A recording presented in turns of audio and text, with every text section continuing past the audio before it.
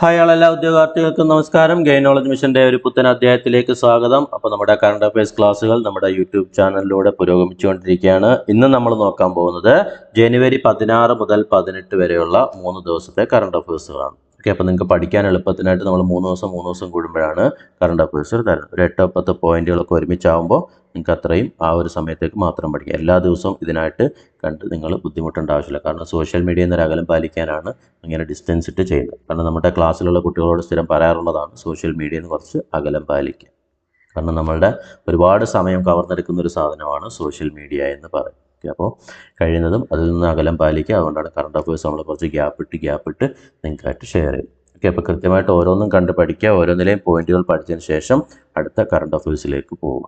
Okay, എല്ലാം കൂടി ഇരുന്ന് കണ്ടു കഴിഞ്ഞാൽ നമുക്കൊന്നും ആവത്തില്ല. അതുകൊണ്ട് കൃത്യമായിട്ട് നോട്ട് ചെയ്ത് എഴുതി തന്നെ പഠിച്ച് മുന്നോട്ട് പോവുക. നമ്മുടെ കറണ്ട് അഫയേഴ്സുകൾ ജനുവരി 2025 ജനുവരി 1 മുതലുള്ളത് കറണ്ട് അഫയേഴ്സ് 2025 എന്ന് പറയുന്ന പ്ലേലിസ്റ്റിൽ അപ്ഡേറ്റ് ചെയ്ത് വരുന്നുണ്ട്. പഴയത് നവംബർ ഡിസംബർ മാസങ്ങളിൽ 2024 കറണ്ട് അഫയേഴ്സിൽ ആ പ്ലേലിസ്റ്റിലും ഉൾപ്പെടുത്തിയിട്ടുണ്ട്. അപ്പോൾ കൃത്യമായിട്ട് 2025-26 നടക്കുന്ന പരീക്ഷകൾക്കായിട്ട് തയ്യാറെടുക്കുന്നവർ ഓരോന്നായിട്ട് കണ്ടുവരിക. വളരെ ഇമ്പോർട്ടൻ്റ് ആണ്. ഓരോ മാർക്കും വളരെ വിലപ്പെട്ടതാണ്. സെക്രട്ടറി അസിസ്റ്റൻറ്റ് മുതൽ ഒരുപാട് പരീക്ഷകളാണ് ഈ വർഷം നടക്കാൻ പോകുന്നത്. യൂണിഫോം പോസ്റ്റുകളുണ്ട്, എല്ലാം ഉണ്ട്. എല്ലാത്തിനും നമുക്ക് കറണ്ട് അഫയേഴ്സിൽ ഒരു മാർക്ക് പോലും നഷ്ടപ്പെടാതിരിക്കാൻ കൃത്യമായി അനലൈസ് ചെയ്ത് നമ്മൾ ഡേറ്റ കളക്ട് ചെയ്താണ് നിങ്ങൾക്ക് ഇതിലൂടെ ലഭ്യമാക്കുന്നത്. ഒക്കെ തീർച്ചയായിട്ടും പ്രയോജനപ്പെടുത്തുക. ഓരോ മാർക്കും വളരെ വിലപ്പെട്ടതാണ്. അപ്പോൾ ഇന്ന് നമുക്ക് നോക്കാം ജനുവരി 16 മുതൽ 18 വരെയുള്ള കറണ്ട് അഫയേഴ്സുകളിൽ ആദ്യം ജനുവരി 16 ഒരു പ്രത്യേകത, ദേശീയ സ്റ്റാർട്ടപ്പ് ദിനം. ദേശീയ സ്റ്റാർട്ടപ്പ് ദിനം എന്ന് പറയുന്ന ഏത് ദിവസമാണ്? ജനുവരി 16 ആണ്. ദേശീയ സ്റ്റാർട്ടപ്പ് ദിനം ജനുവരി 16. ദേശീയ സ്റ്റാർട്ടപ്പ് ദിനം ജനുവരി 16. ഈ വർഷം ജനുവരി 16 ആകുമ്പോൾ നമ്മുടെ കേന്ദ്ര സർക്കാരിൻ്റെ പ്രധാന ഒരു പദ്ധതിയായിരുന്നു സ്റ്റാർട്ടപ്പ് ഇന്ത്യ എന്ന് പറയുന്നത്. സ്റ്റാർട്ടപ്പ് ഇന്ത്യ ഈ വർഷം 9 വർഷം പൂർത്തിയാക്കുകയാണ്. സ്റ്റാർട്ടപ്പ് ഇന്ത്യ ആരംഭിച്ചിട്ട് 9 വർഷം. അപ്പോൾ ദേശീയ സ്റ്റാർട്ടപ്പ് ദിനം എന്ന് പറയുന്നത് ഏതാണ്? ജനുവരി 16. ജനുവരി 16 അല്ലേ? നമുക്കറിയാം ഇന്ന് സ്റ്റാർട്ടപ്പ് സംവിധാനത്തിൽ ലോകത്തിൽ 3-ാം സ്ഥാനമാണ് ഇന്ത്യക്കുള്ളത്. കാരണം അത്ര വേഗത്തിൽ നമ്മുടെ സ്റ്റാർട്ടപ്പുകൾ ഇന്ത്യയിൽ വളർന്നുകൊണ്ടിരിക്കുകയാണ്. അതായത് ഒരു സ്റ്റാർട്ടപ്പ് ഇന്ത്യ പദ്ധതി എന്ന് പറയുന്നത് ഇന്ത്യയിൽ നല്ല രീതിയിൽ ക്ലിക്കായ സാധനമാണ്. ഒരുപാട് സാധനങ്ങൾ അല്ലേ, ഒരുപാട് പ്രോഡക്റ്റുകളൊക്കെ സ്റ്റാർട്ടപ്പിൽ തന്നെ നമുക്കിവിടെ ലഭ്യമാകുന്നുണ്ട്. ഓക്കെ, അപ്പോൾ ജനുവരി 16 ദേശീയ സ്റ്റാർട്ടപ്പ് ദിനം. അപ്പോൾ ലോകത്തിൽ ഇന്ത്യക്ക് സ്റ്റാർട്ടപ്പ് സംവിധാനത്തിൽ ഇന്ത്യയുടെ സ്ഥാനം എന്ന് പറയുന്നത് 3-ാം സ്ഥാനമാണ്. അതുകൂടെ ജസ്റ്റ് ഒന്ന് നോട്ട് ചെയ്ത് വെച്ചേക്കാം. അതുപോലെ 2024 ഓടക്കുഴൽ പുരസ്കാരത്തിന് അർഹനായിരിക്കുന്നത് ശ്രീ കെ അരവിന്ദാക്ഷനാണ്. 2024 ഓടക്കുഴൽ പുരസ്കാരത്തിന് അർഹനായിരിക്കുന്ന ആരാണ്? കെ അരവിന്ദാക്ഷൻ. അദ്ദേഹത്തിൻ്റെ കോബ എന്ന് പറയുന്ന പുസ്തകത്തിനാണ് ഓടക്കുഴൽ പുരസ്കാരം ലഭ്യമായിരിക്കുന്നത്. അപ്പോൾ 2024 ഓടക്കുഴൽ പുരസ്കാരത്തിന് അർഹനായിരിക്കുന്നത് കെ അരവിന്ദാക്ഷനാണ്. പിന്നെ നമ്മൾ നവംബറിലെ കറണ്ട് അഫയേഴ്സിൽ കണ്ടതാണ് 2024 എഴുത്തച്ഛൻ പുരസ്കാരത്തിന് അർഹനായിരിക്കുന്ന ആരായിരുന്നു? NS മാധവൻ. അതുകൂടെ ജസ്റ്റ് ഒന്ന് നോട്ട് ചെയ്തേക്കാം. ഇത് രണ്ടിലേതെങ്കിലുമൊക്കെ ഇത്തവണ പരീക്ഷയ്ക്ക് ചോദിക്കാവുന്നതാണ്. ഓടക്കുഴൽ പുരസ്കാര ജേതാവ് അല്ലെങ്കിൽ എഴുത്തച്ഛൻ പുരസ്കാര ജേതാവ്. ഓടക്കുഴൽ പുരസ്കാരം നേടിയത് കെ അരവിന്ദാക്ഷനും എഴുത്തച്ഛൻ പുരസ്കാരം നേടിയത് NS മാധവൻ. ഓക്കെ, അതുപോലെ നമ്മൾ ഈ അടുത്തിടെ ഒരു വാർത്ത കേട്ടിട്ടുണ്ടായിരുന്നു. ദക്ഷിണ കൊറിയയിൽ അവിടുത്തെ പ്രസിഡന്റിനെ ഇംപീച്ച് ചെയ്യപ്പെട്ട ഒരു വാർത്ത അല്ലേ? യൂൻ സൂക് യോൽ എന്ന് പറയുന്ന അദ്ദേഹത്തെ എന്ത് ചെയ്തു? പ്രസിഡന്റ് സ്ഥാനത്ത് നിന്ന് ഇംപീച്ച് ചെയ്തു. ഓക്കെ, അദ്ദേഹം എന്ത് ചെയ്തു? രാജ്യത്ത് പട്ടാള നിയമം നടപ്പിലാക്കാൻ ശ്രമിച്ചതിന് അദ്ദേഹത്തെ അറസ്റ്റ് ചെയ്യുകയുണ്ടായി. ദക്ഷിണ കൊറിയയുടെ ചരിത്രത്തിൽ തന്നെ അറസ്റ്റ് ചെയ്യപ്പെട്ട ആദ്യത്തെ പ്രസിഡന്റാണ് ഈ യൂൻ സൂക് യോൽ എന്ന് പറയുന്ന വ്യക്തി. ഓക്കെ, അപ്പോൾ ദക്ഷിണ കൊറിയയിൽ നിന്ന് ഇംപീച്ച് ചെയ്യപ്പെടുകയും അറസ്റ്റ് ചെയ്യപ്പെടുകയും ചെയ്ത പ്രസിഡന്റിന്റെ പേരാണ് യൂൻ സൂക് യോൽ. യൂൻ സൂക് യോൽ. ഓക്കെ, ദക്ഷിണ കൊറിയയുടെ ചരിത്രത്തിൽ തന്നെ ആദ്യമായിട്ടാണ് ഒരു പ്രസിഡന്റിനെ അറസ്റ്റ് ചെയ്യുന്നത്. ഓക്കെ, അപ്പോൾ അയാളുടെ പേര് മറക്കണ്ട, യൂൻ സൂക് യോൽ. അതുപോലെ വളരെ ഇമ്പോർട്ടൻ്റ് ആയിട്ടും ഇനി വരുന്ന പരീക്ഷകളിൽ ചോദിക്കാൻ പറ്റിയ ഒരു പോയിന്റാണ്, മഞ്ഞൾ കൃഷിയുടെ വികസനം ലക്ഷ്യമിട്ടുകൊണ്ട് കേന്ദ്ര സർക്കാർ ആരംഭിച്ചതാണ് ദേശീയ മഞ്ഞൾ board, national turmeric board, NTB എന്ന് പറയും. ഇതിൻ്റെ ഉദ്ഘാടനം കേന്ദ്രമന്ത്രി പീയൂഷ് ഗോയൽ തെലങ്കാനയിലെ നിസാമാബാദിൽ ഈ അടുത്തിടെ നിർവഹിച്ചു. അതിൻ്റെ ആസ്ഥാനം വരുന്നത് ദേശീയ മഞ്ഞൾ ബോർഡ്, നാഷണൽ ടർമറിക് ബോർഡിൻ്റെ ആസ്ഥാനം എന്ന് പറയുന്നത് തെലങ്കാനയിലെ നിസാമാബാദാണ്. ഓക്കെ, മഞ്ഞളിൻ്റെ ഉൽപ്പാദനക്ഷമത മെച്ചപ്പെടുത്തുക, മികച്ച ഇനം മഞ്ഞളുകളൊക്കെ വികസിപ്പിക്കുക, അതുപോലെ കയറ്റുമതി സാധ്യതയൊക്കെ പ്രോത്സാഹിപ്പിക്കുക, ഇങ്ങനത്തെ ഒരുപാട് ലക്ഷ്യത്തോടു കൂടിയാണ് ഈ ടർമറിക് ബോർഡ് സ്ഥാപിച്ചിരിക്കുന്നത്. അപ്പോൾ ദേശീയ മഞ്ഞൾ ബോർഡ്, നാഷണൽ ടർമറിക് ബോർഡ് അതിൻ്റെ ആസ്ഥാനം എന്ന് പറയുന്നത് എവിടെയാണ്? തെലങ്കാനയിലെ നിസാമാബാദാണ്. ഓക്കെ, ജസ്റ്റ് നോട്ട് ചെയ്തോളാം, ഇമ്പോർട്ടൻ്റ് ആണ്. National turmeric board. ഗ്രാമീണ മേഖലയിലെ സാമ്പത്തിക വികസനം ലക്ഷ്യമിട്ടുകൊണ്ട് വസ്തുവകകൾക്ക് ഭൂവുടമ കാർഡുകൾ വിതരണം ചെയ്യുന്ന ഒരു പദ്ധതിയാണ് സാമിത്വ പദ്ധതി എന്ന് പറയുന്നത്. അതിൻ്റെ ഒരു ഭൂവുടമ കാർഡുകൾ വിതരണം ചെയ്യുന്ന പരിപാടി അടുത്തിടെ പ്രധാനമന്ത്രി ഉദ്ഘാടനം ചെയ്തിട്ടുണ്ടായിരുന്നു. ഏതാണ്ട് 50,000-ലേറെ ഗ്രാമങ്ങളിലെ വസ്തുവകകൾക്ക് എന്ത് ചെയ്തു? ഭൂവുടമ കാർഡുകൾ പ്രധാനമന്ത്രി വിതരണം ചെയ്തിട്ടുണ്ടായിരുന്നു. അതായത് 10 സംസ്ഥാനങ്ങളിലെ 2 കേന്ദ്രഭരണ പ്രദേശങ്ങളിലെയും വസ്തുവുടമകൾക്കാണ് ഈ പറഞ്ഞ ഭൂവുടമ കാർഡുകൾ വിതരണം ചെയ്തത്. പിന്നെ പ്രധാന ലക്ഷ്യം എന്ന് പറയുന്നത് നമ്മൾ പറഞ്ഞു, ഗ്രാമീണ മേഖലയിലെ സാമ്പത്തിക വികസനമാണ്. ഇതിനകത്ത് ഡ്രോൺ സർവേ പ്രകാരം കൃത്യമായിട്ട് ഭൂമിയൊക്കെ അടയാളപ്പെടുത്തിക്കൊണ്ടാണ് ഈ കാർഡുകൾ തയ്യാറാക്കിയത്. അതായത് ഭൂമി സംബന്ധമായ കാര്യങ്ങൾ എല്ലാവർക്കും ലഭ്യമാക്കുക, അതുപോലെ ഈ ഭൂമിയെക്കുറിച്ചൊക്കെ ഉള്ള വിവരങ്ങളൊക്കെ എന്ത് ചെയ്യുക? കാര്യക്ഷമമാക്കുക, അതുപോലെ ബാങ്ക് വായ്പകളൊക്കെ ലഭ്യമാക്കാൻ കുറച്ചും കൂടെ എളുപ്പമാക്കുക. ആ ഒരു ലക്ഷ്യത്തോടു കൂടിയൊക്കെയാണ് സാമിത്വ പദ്ധതി കൊണ്ട് ഉദ്ദേശിക്കുന്നത്. അപ്പോൾ ഭൂവുടമകൾക്ക് എന്ത് ചെയ്യുക? ഭൂവുടമ കാർഡുകൾ വിതരണം ചെയ്യുന്ന ഒരു പദ്ധതിയാണ് എന്ന് പറയുന്നത് സാമിത്വ പദ്ധതി എന്ന് പറയുന്നത്.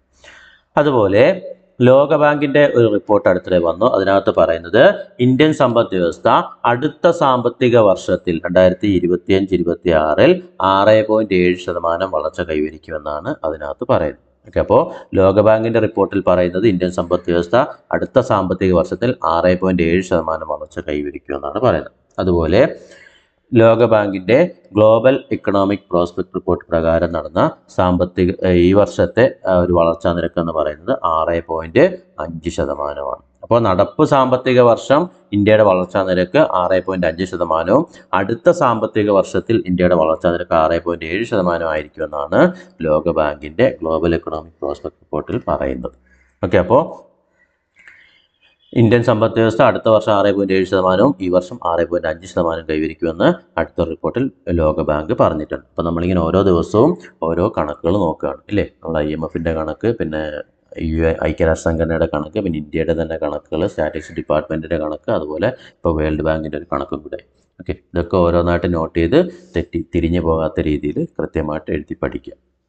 ഓക്കെ, അതുപോലെ ഇന്ത്യൻ ബഹിരാകാശ സ്റ്റാർട്ടപ്പായ ദിഗന്തരയുടെ space camera for object tracking SCOT എന്ന് പറയുന്ന ദൗത്യം അടുത്തിടെ നടത്തുകയുണ്ടായി. അത് വൻ വിജയമായി മാറി. ഓക്കെ, ഇന്ത്യൻ ബഹിരാകാശ സ്റ്റാർട്ടപ്പിൻ്റെ പേരെന്താണ്? ദിഗന്തര. അവരുടെ space camera for object tracking എന്ന് പറയുന്ന ഒരു മിഷൻ, SCOT എന്ന് പറയുന്ന ഒരു മിഷൻ നടത്തുകയുണ്ടായി. അത് വിജയകരമായി. ബഹിരാകാശ സുരക്ഷ വർദ്ധിപ്പിക്കുന്നതിനും റെസിഡൻറ്റ് സ്പേസ് ഒബ്ജക്റ്റുകൾ ട്രാക്ക് ചെയ്യുന്നതിനുമായിട്ടൊക്കെ 2025 ജനുവരി 15-നാണ് ഈ ഉപഗ്രഹം വിക്ഷേപിച്ചത്. ഓക്കെ, അപ്പോൾ ഇന്ത്യൻ ബഹിരാകാശ സ്റ്റാർട്ടപ്പായ ദിഗന്തരയുടെ ഒരു ദൗത്യമാണ് എന്ന് പറയുന്നത് SCOT, space camera for object tracking. Okay, അപ്പോൾ ജസ്റ്റ് അതുകൂടെ ഒന്ന് നോട്ട് ചെയ്ത് വെച്ചേക്കാം. അതുപോലെ അടുത്തൊരു വാർത്ത എന്ന് പറയുന്നത് നമ്മുടെ ബംഗ്ലാദേശ് ഭരണഘടനയിലെ ഒരു വാർത്തയാണ്. അവിടെ ബംഗ്ലാദേശിൽ മതേതരത്വം, ദേശീയത, സോഷ്യലിസം എന്നീ വാക്കുകൾ അവരുടെ ഭരണഘടനയിൽ നിന്ന് നീക്കം ചെയ്യാൻ അവിടുത്തെ ഭരണഘടനാ പരിഷ്കരണ കമ്മീഷൻ ഇപ്പോൾ ശുപാർശ ചെയ്തിരിക്കുകയാണ്. ഓക്കെ, ഏതൊക്കെ വാക്കുകൾ? മതേതരത്വം, ദേശീയത, സോഷ്യലിസം ഇല്ലേ? വളരെ പ്രധാനപ്പെട്ട 3 വാക്കുകൾ. ഈ 3 വാക്കുകൾ ബംഗ്ലാദേശ് ഭരണഘടനയിൽ നീക്കം ചെയ്യാൻ അവിടുത്തെ ഭരണഘടനാ പരിഷ്കരണ കമ്മീഷൻ ഇപ്പോൾ സർക്കാരിനോട് ശുപാർശ ചെയ്തിരിക്കുകയാണ്. ഓക്കെ, ഏറ്റവും രസകരമായൊരു കാര്യമെന്ന് പറയുന്നത് അവിടെ ഇപ്പോൾ നേതൃത്വം വഹിക്കുന്ന ആരാണ്? സമാധാനത്തിനുള്ള നോബൽ സമ്മാന ജേതാവായ ഡോക്ടർ മുഹമ്മദ് യൂനുസ് ആണ്. അദ്ദേഹത്തിൻ്റെ നേതൃത്വത്തിലാണ് ഇപ്പോൾ ബംഗ്ലാദേശിൽ ഭരണ സംവിധാനം നിലകൊള്ളുന്നത്. അദ്ദേഹത്തിൻ്റെ ഭരണകൂടം നിയോഗിച്ച കമ്മീഷനാണ് ഈ ഇപ്പം നമ്മൾ പറഞ്ഞ ഭരണഘടനാ ഭേദഗതി ശുപാർശ ചെയ്തിരിക്കുന്നത്. ഓക്കെ, അപ്പോൾ ബംഗ്ലാദേശ് ഭരണഘടന നീക്കം ചെയ്യാൻ തീരുമാനിച്ചിരിക്കുന്ന വാക്കുകളാണ് ഏതൊക്കെ? മതേതരത്വം, ദേശീയത, സോഷ്യലിസം. ജസ്റ്റ് ഒന്ന് നോട്ട് ചെയ്ത് വെച്ചേക്കാം. ചോദിക്കുമെന്നൊന്നും ഉറപ്പില്ല, എന്നിരുന്നാലും നമ്മുടെ വിദേശ സംഭവങ്ങളും കൂടെയൊക്കെ നമ്മുടെ പരീക്ഷകളിൽ കടന്നു വരാറുണ്ട്, പ്രത്യേകിച്ച് ഡിഗ്രി ലെവൽ പരീക്ഷകൾ. അതുകൊണ്ട് ഓർത്ത് വെച്ചേക്കാം. ഓക്കെ, അടുത്ത നമ്മൾ വേൾഡ് ബാങ്കിൻ്റെ കണ്ട പോലെ IMFൻ്റെ ഒരു റിപ്പോർട്ടിൽ പറഞ്ഞിരിക്കുന്നതാണ് അടുത്ത 2 സാമ്പത്തിക വർഷം ഇന്ത്യയുടെ വളർച്ച 6.5% അപ്പോൾ IMF പുറത്തുവിട്ട വേൾഡ് ഇക്കണോമിക് ഔട്ട്ലുക്ക് റിപ്പോർട്ടിൽ പറയുന്നത് അടുത്ത 2 സാമ്പത്തിക വർഷം ഇന്ത്യയുടെ വളർച്ചാ നിരക്ക് എത്ര ശതമാനമായിരിക്കും? 6.5%. അതുപോലെ അവർ പറയുന്നത് അടുത്ത 2 സാമ്പത്തിക വർഷം ആഗോള വളർച്ചാ നിരക്ക് എന്ന് പറയുന്നത് ഓൾ ഓവർ ദ വേൾഡ് ആഗോള വളർച്ചാ നിരക്ക് എന്ന് പറയുന്നത് 3.3% ആര് പ്രവചിക്കുന്നുണ്ട്? IMF പ്രവചിക്കുന്നുണ്ട്. ഓക്കെ, അപ്പോൾ IMFന്റെ 2 കണക്കുകളാണ് നമ്മൾ പറഞ്ഞത്. ഇന്ത്യയുടെ വളർച്ചാ നിരക്ക് അടുത്ത 2 സാമ്പത്തിക വർഷം 6.5%. ആഗോള വളർച്ചാ നിരക്ക് എന്ന് പറയുന്നത് അടുത്ത 2 സാമ്പത്തിക വർഷത്തിലും 3.3% എന്നാണ് ആര് പ്രവചിക്കുന്നത്? IMF പ്രവചിക്കുന്നത്. ഓക്കെ, അപ്പോൾ ഇത്രയും കാര്യങ്ങളാണ്. ഓരോ പോയിന്റായിട്ട് നോട്ട് ചെയ്ത് പഠിക്കുക. ആദ്യമായി കാണുന്നവരാണെങ്കിൽ ചാനൽ സബ്സ്ക്രൈബ് ചെയ്യുക. അതുപോലെ ഗെയിൻ നോളജ് മിഷൻ്റെ കോഴ്സിൽ ചേരാൻ താല്പര്യമുള്ളവരുണ്ടെങ്കിൽ തന്നിരിക്കുന്ന നമ്പറിൽ ബന്ധപ്പെടുക. 10ാം ക്ലാസ് മുതൽ ഡിഗ്രി വരെയുള്ള ഏത് പരീക്ഷയ്ക്കും തയ്യാറെടുക്കാൻ പറ്റുന്ന രീതിയിൽ നിങ്ങൾക്ക് അനായാസം ഇവിടെ തയ്യാറെടുക്കാം. കൂടാതെ യൂണിഫോം പോസ്റ്റിലേക്കുള്ള സ്പെഷ്യൽ ടോപ്പിക് ക്ലാസ്സുകൾ പരിചയസമ്പന്നരായ അഭിഭാഷകരാണ് കൈകാര്യം ചെയ്യുന്നത്. തീർച്ചയായിട്ടും നിങ്ങൾക്കത് പ്രയോജനപ്പെടുത്താം. അതുപോലെ BCom ബേസ് ചെയ്ത് വരുന്ന പരീക്ഷകൾ, കേരള ഫിനാൻഷ്യൽ കോർപ്പറേഷൻ പോലെയുള്ള പരീക്ഷകൾക്കുള്ള BCom ടോപ്പിക്കുകൾ, ഡിവിഷണൽ അക്കൗണ്ടൻറ്റ് പരീക്ഷയ്ക്ക് വേണ്ടിയിട്ടുള്ള അക്കൗണ്ട്സ് ബേസ് ചെയ്ത് വരുന്ന ടോപ്പിക്കുകളും മാത്സും, ഇതെല്ലാം നിങ്ങൾക്ക് ഗെയിൻ നോളജ് മിഷൻ്റെ കോഴ്സിലൂടെ തയ്യാറെടുക്കാം. ചേരാൻ താല്പര്യമുള്ളവരുണ്ടെങ്കിൽ തന്നിരിക്കുന്ന നമ്പറിൽ ബന്ധപ്പെടുക. ഓക്കെ, ലൈവ് ക്ലാസ്സിൽ തന്നെ നോട്ട് എഴുതും, പ്ലസ് മെൻറ്റർഷിപ്പ് സപ്പോർട്ട്. ഓക്കെ, അപ്പോൾ നമുക്ക് മറ്റൊരു അധ്യായമായി വീണ്ടും കാണാം. അതുവരെ ഇത്രയും കാര്യങ്ങളെല്ലാവരും എഴുതി പഠിക്കുക. Thank you.